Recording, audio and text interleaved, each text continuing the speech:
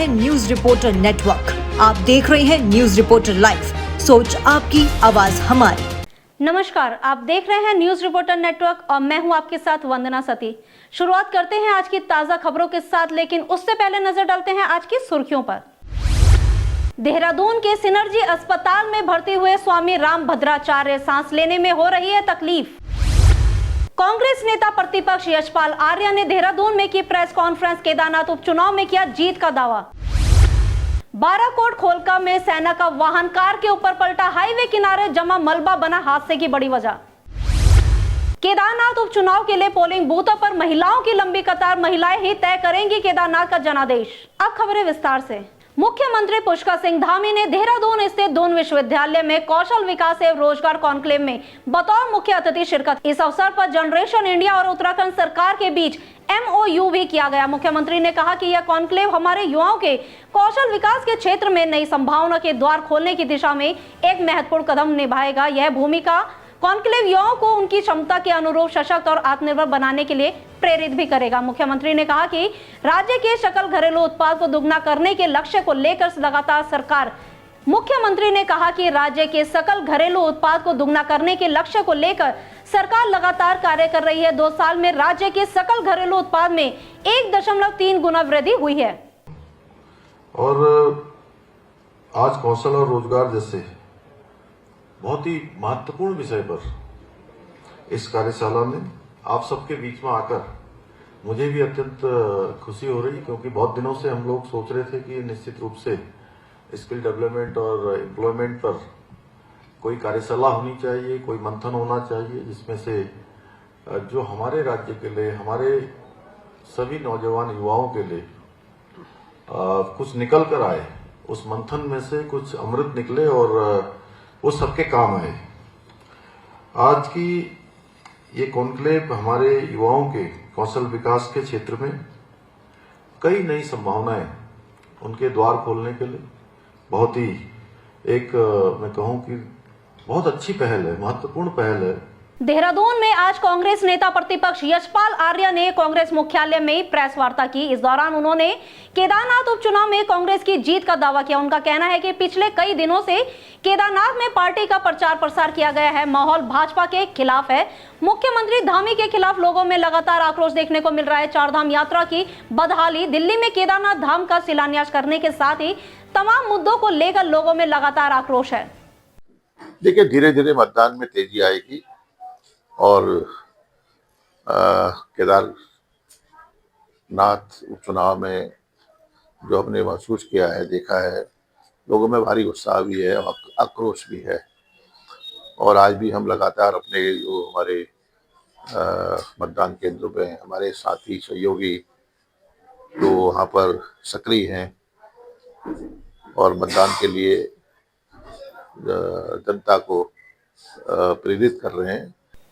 केदारनाथ विधानसभा में हो रहे चुनाव को लेकर जहां वोटिंग शुरू हो चुकी है, तो वहीं भाजपा उम्मीदवार आशा नौटियाल ने अपने मतदान का प्रयोग करने से पहले ऊखीमठ स्थित ओंकारेश्वर मंदिर में माथा टेक कर पूजा अर्चना की और जीत की मनोकामना की। आशा नौटियाल का कहना है कि केदारनाथ की जनता उनको अपना आशीर्वाद देने जा रही है। साथ ही उन्होंने अपने सभी मतदाताओं से अपने मत का प्रयोग करने की अपील भी की। देखिए, मैं जीत को लेके तो पूरी आश्वस्त हूँ और अभी ओंकारेश्वर मंदिर बाबा केदारनाथ के शीतकालीन गद्दी स्थल से आप सभी केदारनाथ के विधानसभा के मतदाताओं से मेरी अपील यही है कि मतदान करें और भारतीय जनता पार्टी के पक्ष में करें, ताकि हमारा सनातन आगे बढ़ता रहे। केदारनाथ विधानसभा में मतदान की प्रक्रिया जारी है। शांतिपूर्ण तरीके से चल रही मतदान की प्रक्रिया 6 प्रत्याशियों के भाग्य का आज फैसला करके मतदाता पहले 1 घंटे में 5.33% हुआ मतदान के लिए बनाए गए 173 बूथ, 90,000 से ज्यादा मतदाता ने किया मताधिकार का प्रयोग। उत्तराखंड में निकायों के कार्यकाल को समाप्त हुए 1 साल होने वाला है, लेकिन राज्य में अभी भी निकायों के लिए तिथि घोषित नहीं हुई है। हालांकि उत्तराखंड सरकार के शहरी विकास मंत्री ने दिसंबर में चुनाव कराने की बात पहले ही कह दी है, लेकिन कांग्रेस ने सरकार की चुनाव कराने की मंशा पर सवाल खड़े किए। उत्तराखंड कांग्रेस के सह प्रभारी सुरेंद्र शर्मा ने मीडिया से वार्तालाप में कहा कि राज्य में सरकार चुनाव कराने से डर रही है और सरकार के इस फैसले से निकायों का विकास रुका हुआ है। देखिए, पर्टिकुलरली अगर हम बात करें देहरादून नगर निगम की, आपने कल भी देखा होगा कांग्रेस पार्टी ने एक बड़ा जोरदार शहर कांग्रेस कमेटी ने जोरदार धरना दिया। हमारी तैयारियां हैं, हमारे संगठन की मीटिंग हो रही है, कार्यकर्ताओं की मीटिंग हो रही है, हमारे नेता वार्ड टू वार्ड घूम रहे हैं और एक प्रॉपर प्लानिंग के तहत हम आगे बढ़ रहे हैं। लेकिन दुख की बात ये है, नगर निगम का कार्यकाल 1 साल पहले खत्म हुआ है। कांग्रेस पार्टी बार बार डिमांड कर रही है कि चुनाव करवाइए, लेकिन भाजपा जानती है कि हार सामने है, इसी वजह से ये लोग चुनाव टाल रहे हैं बार बार। मंडी समिति खटीमा परिक्षेत्र में श्रम विभाग द्वारा कार्ड धारक श्रमिकों को आज छाता, कंबल और टूल किट आदि उपयोगी सामान वितरित किए गए, जिसमें पहले लगभग 200 श्रमिकों को कंबल किट और छाते बांटे गए। वहीं श्रम प्रवर्तन अधिकारी राजेंद्र सिंह का कहना है कि पहले दिन लगभग 206 श्रमिकों को सामग्री बांटी जा चुकी है और अभी लगातार सामान बांटा जा रहा है। कि गौरतलब है कि उत्तराखंड के मुख्यमंत्री धामी की पहल पर श्रमिकों को राहत देने के लिए श्रम विभाग द्वारा कार्ड धारक श्रमिकों को गृह उपयोगी सामान वितरित किए जा रहे हैं। आज हमने भवन एवं अन्य निर्माण कर्मकार बोर्ड के अंतर्गत जो पात्र निर्माण श्रमिक थे, तो उसके अंदर हमने 206-7 लोगों को हमने निर्माण सामग्री जो भी इनके छाते, कंबल, सैनिटरी नैपकिन, टूल किट आदि का वितरण किया गया। ये अभी कैंप अभी चलेगा। अभी हमारी कोशिश ये है कि ज़्यादा से ज़्यादा लोगों को इसका लाभ मिल सके। वर्तमान में उत्तराखंड के जनपद पिथौरागढ़ में प्रादेशिक सेना भर्ती रैली चल रही है, जिसमें देश के विभिन्न राज्यों के युवा हिस्सा ले रहे हैं। सेना द्वारा उत्तर प्रदेश के उम्मीदवारों के लिए 26 नवंबर 2024 से 1 दिसंबर 2024 तक दानपुर में यानी बिहार में भर्ती रैली का आयोजन किया जा रहा है। उत्तर प्रदेश के जो उम्मीदवार पिथौरागढ़ की भर्ती में किसी कारण से नहीं पहुंच पाए हैं, ऐसे उम्मीदवार 26 नवंबर से 1 दिसंबर तक के बीच दानपुर बिहार में इस भर्ती में हिस्सा ले सकते हैं।